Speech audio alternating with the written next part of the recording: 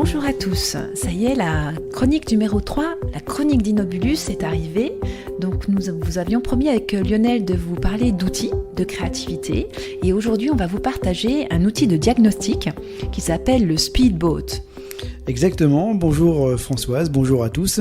Le Speedboat qui est un outil diagnostic que je ne connaissais pas il y a encore quelques jours et que tu m'as fait découvrir et donc que j'ai réalisé en ta compagnie Françoise. Oui, alors ce qu'on va faire, on va refaire le film à l'envers et on va vous proposer de décliner cet outil. Et moi ce que je vous propose, c'est si vous êtes à votre bureau et que vous avez 10 minutes, vous pouvez prendre une feuille, des stylos de couleur, c'est mieux. Ou si vous êtes dans votre voiture, vous réécouterez le podcast chez vous et vous pourrez faire l'exercice. Alors, on est prêt, on y va.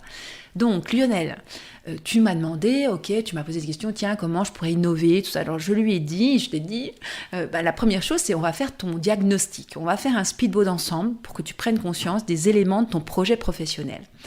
Alors, la première étape est, sur ta feuille, de dessiner une île. Alors, je répète, les talents artistiques ne sont pas pris en compte. Donc, je vous assure que Lionel m'a fait un beau palmier. Et c'est bien dommage que ce ne soit pas pris en compte parce que j'ai fait un beau palmier, Françoise, comme tu dis. Je vous assure, c'est magnifique avec du vert. Donc, sur cette île, c'est un speedboat, donc c'est un bateau rapide, si on le traduit littéralement.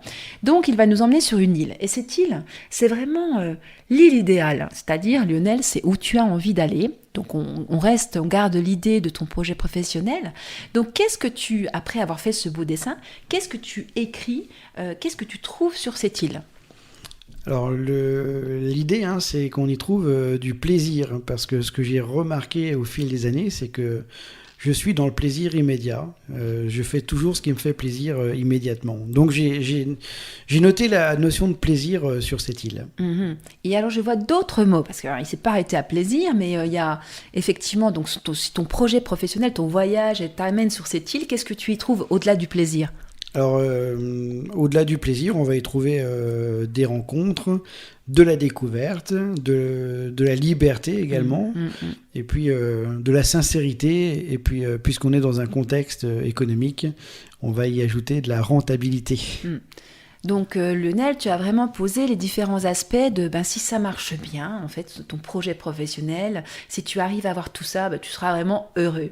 Donc là, on a posé la vision, c'est vraiment où Lionel se dirige.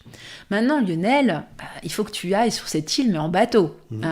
Donc, alors... Et ça tombe bien parce que je ne sais pas nager, Françoise. Ça tombe bien qu'il y ait un bateau. Donc là, encore une fois, Lionel, tes talents artistiques sont vraiment super. Donc on a un beau bateau avec une voile bleue, je vous en dirai pas plus. Et puis j'ai posé la question, qui pilote ce bateau ? Alors j'ai dessiné un voilier, comme tu l'as dit, avec une belle voile bleue parce que c'est ma couleur préférée. Je ne sais pas si ça a une incidence sur ce speedboat, les couleurs, mais sur ce bateau, qui pilote moi et mes associés. Voilà, donc c'est très important de marquer ton nom Lionel avec l'associé, donc Édouard. Donc on visualise bien qui pilote ce beau projet.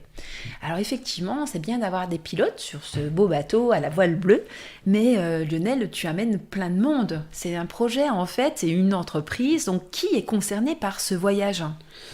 Quand on crée une entreprise, il y a beaucoup de monde qui est concerné par le projet. Alors, tout d'abord, le contexte familial, ma compagne, ma fille, parce que elle est aussi, même si elle n'a que 5 ans, elle aurait aussi une incidence dans cette entreprise. Le fait qu'elle me voit peut-être moins souvent que si j'avais un autre métier. Les clients, évidemment, qu'une entreprise ne peut vivre sans ses clients. Mes amis qui m'encouragent, mes proches qui ont également un rôle important. Voilà en gros ce que j'ai mis dans le bateau. Après, on voit aussi effectivement que tu as un réseau, tu as des anciens collègues, tu as fait tes études, donc le club des anciens étudiants. On s'aperçoit que finalement, quand on prend le temps de se poser sur son projet, quel qu'il soit, que ce soit personnel ou professionnel, énormément de personnes sont concernées. Et ce qu'il ne faut pas oublier, c'est qu'il y a un pilote et c'est lui qui fait avancer ce projet, en tout cas. Avec effectivement des copilotes parfois. Donc là, on a identifié un peu le côté humain de ton projet, Lionel, qui est très important. Et puis, il y a des ancres. Alors les ancres, ça empêche d'avancer rapidement vers cette île. Alors toi, c'est quoi tes ancres ? C'est vrai qu'on est toujours pressé que les choses se fassent quand on crée son entreprise. Les freins, on va dire, c'est peut-être le contexte familial. Moi, je suis pas dans une famille d'entrepreneurs. C'est pas dans l'ADN de ma famille de créer des entreprises. Il y avait très peu de chefs d'entreprise parmi mes nombreux oncles et tantes. Et quand j'ai annoncé que j'allais créer une entreprise, il y a eu des réactions un petit peu, je vais pas dire réfractaires, mais étonnées. Voilà, très étonnées. Et puis je les ai sentis également inquiets de se dire, tout de suite, et si ça marche pas? Oui, pour te protéger plus. C'est ouais. ça, oui. Mais pour toi, c'est un peu une incompréhension qui est compliquée parce que du coup, toi, ton projet, c'est ton bébé, c'est voilà. Donc il y a ce côté un petit peu communication, comment on échange vraiment sur son projet et qu'il soit compréhensible. Donc ça, c'est un des freins, donc une des ancres. Et qu'est-ce qu'il y a d'autre encore?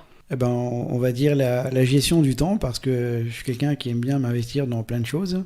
J'aime pas m'ennuyer, j'aime pas ne rien faire. Oui, ce que tu me disais la dernière fois, effectivement, il y a beaucoup de choses, donc c'est la gestion du temps. Donc il y a deux ancres qui sont là, qui t'empêchent pas d'avancer quand même, mais d'avancer moins vite. Voilà. Et donc on va les garder, et on a aussi un très gros nuage, alors un nuage qui n'amène pas la tempête, mais plutôt un vent favorable. Super, il te pousse vers cette île. Donc, dans ce nuage, qu'est-ce que tu as noté? Ce que j'ai noté dans ce nuage, c'est la passion, parce que je suis quelqu'un de passionné par ce que je fais. Je suis content de me lever le matin, et ça, il faut que ça dure. L'envie d'apprendre, et puis ne rien regretter. C'est aussi quelque chose qui me tient à cœur, de pouvoir me dire que même si la vie s'arrêtait demain, au moins j'aurais fait tout ce que j'avais envie de faire. Depuis que je suis devenu papa en 2016, j'ai envie d'être un exemple pour ma fille. Je pense que c'est le propre de beaucoup de parents. Et puis de développer des compétences, et puis de réussir à m'adapter à chaque situation. Très bien. Donc tout ça te pousse vers cette île, c'est vraiment ce qui est positif, ce qui te donne de l'énergie. Et dans notre métaphore, dans notre dessin, il y a un autre élément qui est un beau soleil. Vous voyez, vous imaginez l'île, le bateau, les ancres, le nuage, mais le soleil. Donc ce soleil, c'est tes réussites. Qu'est-ce que tu as mis? Tu as mis des belles choses dedans? Ma petite boîte a déjà 12 ans d'existence, donc je vais classer cela dans les réussites. Le bâtiment, j'ai démarré dans un petit bureau en pépinière d'entreprise, et aujourd'hui je suis dans un joli bâtiment qui me plaît bien, dans lequel je me sens bien. Et puis la réputation, je pense que toutes les entreprises qui ont plus de 10 ans commencent à avoir une réputation solide dans leur secteur géographique. Et ça, c'est aussi une fierté de me dire que les clients viennent, je dirais pas viennent tout seuls, viennent d'eux-mêmes. Mais c'est vrai que c'est quand même plus simple quand une boîte elle a 12 ans d'existence que lorsqu'elle vient de démarrer. Tout à fait. Donc vous voyez que Lionel vient de vous illustrer. Moi, je vous ai posé la métaphore par les différents éléments. Donc très rapidement, l'île, notre vision, le bateau qui pilote, qui on emmène sur ce bateau. Quelles sont les ancres qui vous retiennent, le nuage qui vous pousse et le soleil, le soleil qui éclaire tout ça. Alors quels enseignements on peut tirer de tout ça, Françoise? Pour moi, en fait, Lionel, tu viens vraiment de clarifier un peu ta situation, et puis surtout, on vient de mettre un focus sur ce qui te freine et sur quoi on va aller la prochaine fois, enfin une fois ultérieure, avec des outils de créativité pour trouver des pistes de solutions, de bien clarifier ce frein et quelles sont les solutions pour que ces ancres disparaissent et que tu ailles encore plus vite vers cette île. Donc cet outil est un de mes petits favoris. Moi, franchement, je l'adore, et vous pouvez le faire en individuel, en collectif, avec plusieurs groupes dans une salle, en distanciel avec des plateformes ou en présentiel. C'est vraiment, et puis que vous retrouvez de plus en plus sur Internet, hein. Nous, Inobulus, on a posé une fiche, mais c'est vrai que c'est une technique qui est quand même bien connue de plus en plus. Donc c'est un outil que tu développes au sein de Inobulus, qui est adapté à la fois aux chefs d'entreprise, mais également à la fois à d'autres publics. Alors, personnellement, je l'ai déjà utilisé dans différents contextes, donc en collectivité territoriale sur un projet de territoire, la vision, qui on emmène, et puis en entreprise sur des projets de changement, mais aussi individuellement sur un projet de vie. C'est vraiment, je l'ai fait avec des services civiques. Toutes ces techniques de créativité peuvent s'adapter à différents profils, à partir du moment où il y a un projet. qu'ils s'intègrent dans un projet. Et ben, tout le monde a des projets, j'imagine. En tout cas, j'espère, parce que les projets, c'est ce qui fait avancer dans la vie. Oui.